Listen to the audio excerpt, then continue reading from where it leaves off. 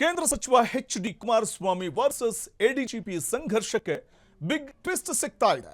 ಎಚ್.ಡಿ.ಕೆ ADGP Chandrashekhar ನಡುವೆ ಸಂಧಾನಕ್ಕೆ ಮುಹೂರ್ತ ಫಿಕ್ಸ್ ಆಗಿದೆ. ರಾಜ್ಯ ಸಂಧಾನಕ್ಕೆ ಸಮ್ಮತಿ ಸೂಚಿಸಿದ್ರ ಎಚ್.ಡಿ.ಕೆ.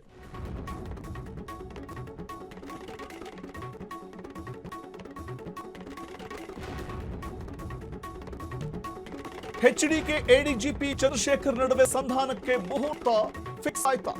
ರಾಜ್ಯ ಸಂಧಾನಕ್ಕೆ ಸಮ್ಮತಿ ಸೂಚಿಸಿದ್ರ ಎಚ್.ಡಿ. ಕುಮಾರಸ್ವಾಮಿ.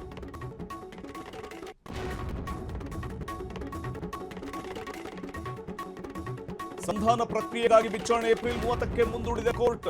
ಈ ಸಂಬಂಧ ಚಂದ್ರಶೇಖರ್ ಮತ್ತು ಅವರ ಕುಟುಂಬಕ್ಕೆ ಬೆದರಿಕೆ ಹಾಕಿದ್ದಂತಹ ಕೇಸ್ ಇದು. ಬೆದರಿಕೆ ಕೇಸ್ ರದ್ದತಿಗೆ ಹೈಕೋರ್ಟ್ ಮೆಟ್ಟಿಲೇರಿದ್ರು ಎಚ್.ಡಿ.ಕೆ. ಕರ್ನಾಟಕ ಹೈಕೋರ್ಟ್ ಸಲಹೆ ಮೇರೆಗೆ ರಾಜ್ಯ ಸಂಧಾನ ಫಿಕ್ಸ್ ಆಯ್ತಾ?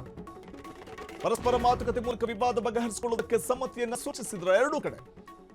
ಇದು ಗಮನಿಸ್ತಾ ಹೋದಂತೆ ಇಬ್ಬರ ಕಡೆ ವಕೀಲರಿಗೆ ಹೇಳಿ ವಿಚಾರಣೆಯನ್ನ ಕೋರ್ಟ್ ಮುಂದೂಡಿದೆ. ಸಂಧಾನ ಪ್ರಕ್ರಿಯೆಗಾಗಿ ವಿಚಾರಣೆಯನ್ನ ಏಪ್ರಿಲ್ 30ಕ್ಕೆ ಮುಂದೂಡಿದೆ ಕೋರ್ಟ್. ಶೀಘ್ರದಲ್ಲೇ ಇಬ್ಬರೂ ಮಾತುಕತೆ ನಡೆಸಲು ದಿನಾಂಕ ನಿಗದಿ ಮಾಡಲಾಗಿದ್ದು, ಕರ್ನಾಟಕ ಹೈಕೋರ್ಟ್ ಸಲಹೆ ಮೇರೆಗೆ ರಾಜ್ಯ ಸಂಧಾನ ಫಿಕ್ಸ್. ಆರೋಪ ಪ್ರತ್ಯಾರೋಪಗಳ ಕಾನೂನು ಸಮರಕ್ಕೆ ತೆರೆ ಬೀಳಲಿದೆಯಾ? ಈ ಕುತೂಹಲವಂತೂ ಇದೆ. ಫೈನಲ್ ಹಂತಕ್ಕೆ ತಲುಪಿರುವಂಥದ್ದು ಎಚ್.ಡಿ.ಕೆ ಮತ್ತು ಲೋಕ ಎಡಿಜಿಪಿ ಪ್ರಕರಣ. ಇಬ್ಬರು ರಾಜ್ಯ ಸಂಧಾನಕ್ಕೆ ಸಮ್ಮತಿಯನ್ನ ಸೂಚಿಸಿದ್ರ. ಚಂದ್ರಶೇಖರ್ ಮತ್ತು ಅವರ ಕುಟುಂಬಕ್ಕೆ ಬೆದರಿಕೆ ಹಾಕಿದಂತಹ ಒಂದು ಪ್ರಕರಣ. ಕೇಂದ್ರ ಸಚಿವ ಎಚ್.ಡಿ. ಕುಮಾರಸ್ವಾಮಿ ಬೆದರಿಕೆ ಹಾಕಿದಂತಹ ಒಂದು ಆರೋಪ ಕೇಳಿ ಬಂದಿತ್ತು. ಈ ಪ್ರಕರಣ ಕೋರ್ಟ್ ಮೆಟ್ಟಿಲೇರಿತ್ತು. ಈ ಸಂಬಂಧ ಕರ್ನಾಟಕ ಹೈಕೋರ್ಟ್ ಸಲಹೆಯ ಮೇರೆಗೆ ರಾಜ್ಯ ಸಂಧಾನಕ್ಕೆ ಇಬ್ಬರು ಮುಂದಾಗಿದ್ದಾರಾ? ಇಬ್ಬರು ಹಾಜರಾಗಬೇಕಾದಂತಹ ದಿನಾಂಕ ಮತ್ತು ಸ್ಥಳವನ್ನ ತಿಳಿಸಲಾಗುವುದು. ಇಲ್ಲಿ ಇಬ್ಬರು ವ್ಯಕ್ತಿಗಳು ಅಥವಾ ಪ್ರಮುಖರ ನಡುವೆ ವಕೀಲರಿಗೆ ಹೇಳಿ ವಿಚಾರಣೆಯನ್ನು ಏಪ್ರಿಲ್ 30ಕ್ಕೆ ಮುಂದೂಡಿರುವಂಥದ್ದು ಕೋರ್ಟ್. ಸುದ್ದಿಗೋಷ್ಠಿಯಲ್ಲಿ ಸಾಲು ಸಾಲು ಆರೋಪ ಮಾಡಿರುವ ಸಂಬಂಧ ಎಂ ಚಂದ್ರಶೇಖರ್ ಅವರು ಕುಮಾರಸ್ವಾಮಿ ವಿರುದ್ಧ ಬೆದರಿಕೆ ಪ್ರಕರಣವನ್ನು ದಾಖಲಿಸಿದ್ರು. ಬಳಿಕ ಈ ಪ್ರಕರಣ ರದ್ದು ಕೋರಿ ಕುಮಾರಸ್ವಾಮಿ ಅವರು ಹೈಕೋರ್ಟ್ ಮೆಟ್ಟಿಲೇರಿದ್ರು. ಹೈಕೋರ್ಟ್ ಕೂಡ ಈ ಅರ್ಜಿಯನ್ನ ಹಲವು ಬಾರಿ ವಿಚಾರಣೆ ನಡೆಸಿದೆ. ಕೊನೆಗೆ ಈ ಪ್ರಕರಣವನ್ನ ರಾಜಿ ಸಂಧಾನದ ಮೂಲಕ ಬಗೆಹರಿಸಿಕೊಳ್ಳಿ ಅಂತ ವಕೀಲರಿಗೆ ಸಲಹೆಯನ್ನ ನೀಡಿತ್ತು ಕೋರ್ಟ್. ಇದೀಗ ರಾಜಿ ಸಂಧಾನ ಮಾತುಕತೆಗೆ ಇಬ್ಬರ ಕಡೆ ವಕೀಲರು ಸಮ್ಮತಿಯನ್ನ ಸೂಚಿಸಿದ್ದು, ನ್ಯಾಯಮೂರ್ತಿ ಸುನಿಲ್ ದತ್ ಯಾದವ್ ಅವರಿದ್ದಂತಹ ಪೀಠ ಈ ಒಂದು ಸೂಚನೆಯನ್ನ ಕೊಟ್ಟಿದ್ರಿಂದ ರಾಜ್ಯ ಸಂಧಾನಕ್ಕೆ ಸಮ್ಮತಿಯನ್ನ ಸೂಚಿಸಿದ್ರ ಎಚ್.ಡಿ.ಕೆ ಚಂದ್ರಶೇಖರ್ ಮತ್ತು ಅವರ ಕುಟುಂಬಕ್ಕೆ ಬೆದರಿಕೆ ಹಾಕಿದ್ರು ಕುಮಾರಸ್ವಾಮಿ ಅವರು ಅನ್ನುವಂತಹ ಒಂದು ಆರೋಪ ಕುಮಾರಸ್ವಾಮಿ ಅವರ ಮೇಲಿತ್ತು. ಸೊ ಎಚ್.ಡಿ.ಕೆ ವರ್ಸಸ್ ಎಡಿಜಿಪಿ ಸಂಘರ್ಷಕ್ಕೆ ಸಿಗ್ತಾ ಇರುವಂತಹ ಬಿಗ್ ಟ್ವಿಸ್ಟ್ ಇದು. ಈ ಬಗ್ಗೆ ಮತ್ತಷ್ಟು ಮಾಹಿತಿಯನ್ನು ಪಡೆಯೋಣ ನಮ್ಮ ಪ್ರತಿನಿಧಿ ಅಶ್ವಥ್ ಅವರಿಂದ. ಅಶ್ವಥ್, ಎಚ್.ಡಿ.ಕೆ ವರ್ಸಸ್ ಪ್ರಮುಖವಾಗಿ ನೋಡಿ, ಇಲ್ಲಿ ನಾವು ಗಮನಿಸ್ತಾ ಹೋದ್ರೆ ಚಂದ್ರಶೇಖರ್ ಇಬ್ಬರ ನಡುವಿನ ಈ ಸಂಘರ್ಷ ಅಂತಿಮವಾಗಿ ರಾಜ್ಯ ಸಂಧಾನದ ಮೂಲಕ ಬಗೆಹರಿಯುವಂತ ಸಾಧ್ಯತೆಗಳಿದೆಯಾ?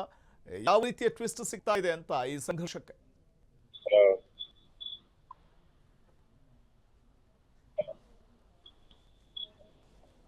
ಹಲೋ, ಕೇಳಿಸ್ತಾ ಇದೆಯಾ? ನನ್ನ ಧ್ವನಿ ಕೇಳಿಸ್ತಾ ಇದೆಯಾ ಅಶ್ವಥ್? ಅಶ್ವಥ್, ನನ್ನ ಧ್ವನಿ ಕೇಳಿಸ್ತಾ ಇದ್ರೆ ಚಂದ್ರಶೇಖರ್ ಮತ್ತವರ ಕುಟುಂಬಕ್ಕೆ ಬೆದರಿಕೆ ಹಾಕಿದ್ದಂತ ಪ್ರಕರಣ ಇದು. ಅಶ್ವಥ್, ನನ್ನ ಧ್ವನಿ ಕೇಳಿಸ್ತಾ ಇದ್ರೆ ಈ ಬೆದರಿಕೆ ಕೇಸ್ಗೆ ಸಂಬಂಧಪಟ್ಟಂತೆ ಬಹುಶಃ ಸಂಪರ್ಕ ಸಾಧ್ಯವಾಗ್ತಾ ಇಲ್ಲ ಅಂತ ಅನ್ಸುತ್ತೆ. ಈ ಪ್ರಕರಣ ಸಂಧಾನ ಪ್ರಕ್ರಿಯೆಯ ಮೂಲಕ ಈ ಪ್ರಕರಣವನ್ನು ಬಗೆಹರಿಸಿಕೊಳ್ಳಿ ಅನ್ನುವಂತಹ ಒಂದು ಸೂಚನೆಯ ಮೇರೆಗೆ ಸಂಧಾನಕ್ಕೆ ಮುಹೂರ್ತ ಫಿಕ್ಸ್ ಆದಂತೆ ಕಾಣಿಸ್ತಾ ಇದೆ. ಎಚ್.ಡಿ.ಕೆ ಮತ್ತು ಚಂದ್ರಶೇಖರ್ ನಡುವಿನ ಸಂಧಾನಕ್ಕೆ, ಆ ಸಂಧಾನ ಪ್ರಕ್ರಿಯೆಗಾಗಿ ವಿಚಾರಣೆ ಕೂಡ ಏಪ್ರಿಲ್ 30ಕ್ಕೆ ಮುಂದೂಡಲಾಗಿದೆ. ಶೀಘ್ರದಲ್ಲೇ ಇಬ್ಬರು ಮಾತುಕತೆ ನಡೆಸುವುದಕ್ಕೆ ಡೇಟ್ ಫಿಕ್ಸ್ ಮಾಡಲಾಗಿದ್ದು ಏಪ್ರಿಲ್ 30ಕ್ಕೆ ಇದರ ವಿಚಾರಣೆ ಮುಂದೂಡಲಾಗಿದ್ದು, ಹೈಕೋರ್ಟ್ ಸಲಹೆಯ ಮೇರೆಗೆ ರಾಜಿ ಸಂಧಾನ ಫಿಕ್ಸ್ ಆಯ್ತಾ ಅನ್ನುವಂತಹ ಒಂದು ಪ್ರಶ್ನೆ ಕೂಡ ಮೂಡ್ತಾ ಇರುವಂಥದ್ದು. ಆರೋಪ ಪ್ರತ್ಯಾರೋಪಗಳ ಸಮರಕ್ಕೆ ಆ ಮೂಲಕ ತೆರೆ ಎಳೆಯುವಂತಹ ಒಂದು ಪ್ರಯತ್ನವನ್ನ ಮಾಡಲಾಗಿದೆ ಅನ್ನುವಂಥದ್ದು ಸದ್ಯಕ್ಕೆ ಸಿಗ್ತಾ ಇರುವಂತಹ ಅಪ್ಡೇಟ್ಸ್ ಮಾಹಿತಿ. ಯಾಕಂದ್ರೆ ಕುಮಾರಸ್ವಾಮಿ ಅವರು ಚಂದ್ರಶೇಖರ್ ಅವರಿಗೆ ಬೆದರಿಕೆಯನ್ನ ಹಾಕಿದ್ರು, ಅವರ ಕುಟುಂಬಕ್ಕೆ ಬೆದರಿಕೆಯನ್ನ ಹಾಕಿದ್ರು ಅನ್ನುವಂತಹ ವಿಚಾರವೇ ಕೋರ್ಟ್ ಮೆಟ್ಟಿಲೇರಿತ್ತು. ಹಾಗಾಗಿ ಇದೀಗ ಕೇಂದ್ರ ಸಚಿವರಾದಂತಹ ಎಚ್.ಡಿ. ಕುಮಾರಸ್ವಾಮಿ ಮತ್ತು ಪ್ರಮುಖವಾಗಿ ಈ ಪ್ರಕರಣಕ್ಕೆ ಸಂಬಂಧಪಟ್ಟಂತೆ ಮತ್ತಷ್ಟು ಅಪ್ಡೇಟ್ಸ್ ಮಾಹಿತಿಯನ್ನ ಪಡೆಯೋಣ ನಮ್ಮ ಪ್ರತಿನಿಧಿ ಅಶ್ವಥ್ ಅವರಿಂದ. Ashwath, H D. Kumaraswamy versus ADGP ಸಂಘರ್ಷಕ್ಕೆ ಸಿಗ್ತಾ ಇರುವಂತಹ ಬಿಗ್ ಟ್ವಿಸ್ಟ್ ಇದು. ಅಂದ್ರೆ ಎಡಿಜಿಪಿ ಚಂದ್ರಶೇಖರ್ ಮತ್ತು HDK ನಡುವೆ ರಾಜಸಂಧಾನಕ್ಕೆ ಮುಹೂರ್ತ ಫಿಕ್ಸ್ ಆಯ್ತಾ ಅಂತ, ಅಂತಿಮ ತೆರೆ ಎಳೆಯೋದಕ್ಕೆ ಮುಂದಾಗಲಾಗಿದೆಯಾ ಅಂತ? ವಸಂತ್, ಕಳೆದ ಸುಮಾರು 6-7 ತಿಂಗಳ ಹಿಂದೆ ಏನು HD ಕುಮಾರಸ್ವಾಮಿ ಎಡಿಜಿಪಿ ಆಗಿದ್ದಂತಹ ಚಂದ್ರಶೇಖರ್ ಇವರ ಮಧ್ಯೆ ಒಂದಷ್ಟು ವಾಗ್ವಾದ ನಡೆಯಿತು. ಅಂದ್ರೆ HD ಕುಮಾರಸ್ವಾಮಿ ಅವರು ಪತ್ರಿಕಾಗೋಷ್ಠಿಯಲ್ಲಿ ಎಡಿಜಿಪಿ ಚಂದ್ರಶೇಖರ್ ಹಾಗೂ ಅವರ ಕುಟುಂಬದವರ ಮೇಲೆ ಒಂದಷ್ಟು ಬೆದರಿಕೆ ಹಾಕುವಂತಹ ಒಂದಷ್ಟು ಹೇಳಿಕೆಗಳನ್ನ ಕೊಟ್ಟಿದ್ರು. ಈ ಒಂದು ವಿಚಾರಕ್ಕೆ ಸಂಬಂಧಪಟ್ಟಂತೆ ಎಡಿಜಿಪಿ ಚಂದ್ರಶೇಖರ್ ಅವರು ಕೂಡ ಕೋರ್ಟ್ ಮೆಟ್ಟಿಲೇರಿದ್ರು. ಜೊತೆಗೆ ಇದೇ ಒಂದು ವಿಚಾರಕ್ಕೆ ಸಂಬಂಧಪಟ್ಟಂತೆ ಇಬ್ಬರ ನಡುವೆ ಒಂದಷ್ಟು ಮುಸುಕಿನ ಗುದ್ದಾಟ ಕೂಡ ನಡೆದಿದೆ ಸುಮಾರು 6-7 ತಿಂಗಳಿಂದ ಕೂಡ. ಆದ್ರೆ ಈ ವಿಚಾರ ಕೋರ್ಟ್ ಅಲ್ಲಿ ಇರುವಂತಹ ಸಂದರ್ಭದಲ್ಲಿ ಹಲವು ಸಲ ಅಂದ್ರೆ ಈ ಒಂದು ಪ್ರಕರಣವನ್ನ ರಾಜಿ ಸಂಧಾನವನ್ನ ಮಾಡಿಕೊಳ್ಳಿ ಅಂತ ಹೇಳಿ ಕೋರ್ಟ್ ಕೂಡ ಸೂಚನೆ ಕೂಡ ಕೊಟ್ಟಿತ್ತು.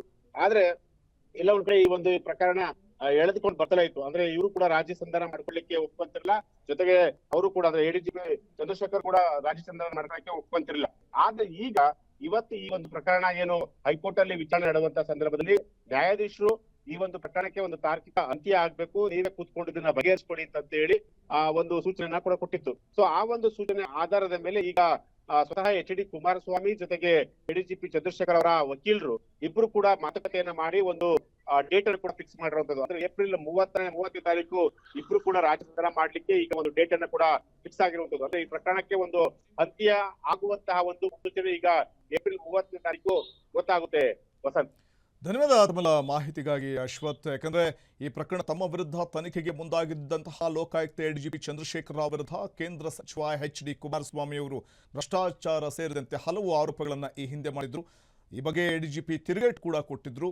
ಜಾರ್ಜ್ ಬರ್ನಾರ್ಡ್ ಶಾ ಅವರ ಜನಪ್ರಿಯ ನುಡಿಗಟ್ಟನ್ನು ಉಲ್ಲೇಖಿಸಿ ತನಿಖಾ ತಂಡಕ್ಕೆ ಧೈರ್ಯ ತುಂಬಿ ಪತ್ರ ಕೂಡ ಬರೆದಿದ್ರು. ಅಂದ್ರೆ ಈ ಹಂದಿಗಳ ಜೊತೆ ಗುದ್ದಾಡಬೇಡಿ, ನೀವು ಕೊಳಕಾಗ್ಬಿಡ್ತೀರಿ ಅನ್ನುವಂಥ ಒಂದು ಹೇಳಿಕೆಯನ್ನು ಕೊಟ್ಟಿದ್ರು. HD ಕುಮಾರಸ್ವಾಮಿಗೆ ತಿರುಗೇಟನ್ನು ನೀಡಿದಂಥ ಒಂದು ಪ್ರಕರಣ ಇದು. ಕೊನೆಗೆ ಈ ಪ್ರಕರಣ ಬಹುಶಃ ರಾಜಸಂಧಾನದ ಮೂಲಕ ಈ ಸಂಘರ್ಷಕ್ಕೆ, ಇವರಿಬ್ಬರ ನಡುವಿನ ಸಂಘರ್ಷಕ್ಕೆ ತೆರೆ ಎಳೆಯುವಂತಹ ಸಾಧ್ಯತೆ ದಟ್ಟವಾಗಿದೆ. ಕ್ಷಣ ಕ್ಷಣದ ಸುದ್ದಿಗಳಿಗಾಗಿ ಫ್ರೀಡಂ ಟಿವಿ ಸಬ್ಸ್ಕ್ರೈಬ್ ಮಾಡಿ, ಲೈಕ್ ಮಾಡಿ ಹಾಗೂ ಫಾಲೋ ಮಾಡಿ. ಹೊಸ ಸುದ್ದಿಗಳ ನೋಟಿಫಿಕೇಶನ್ಗಾಗಿ ಬೆಲ್ ಐಕಾನ್ ಮೇಲೆ ಕ್ಲಿಕ್ ಮಾಡಿ.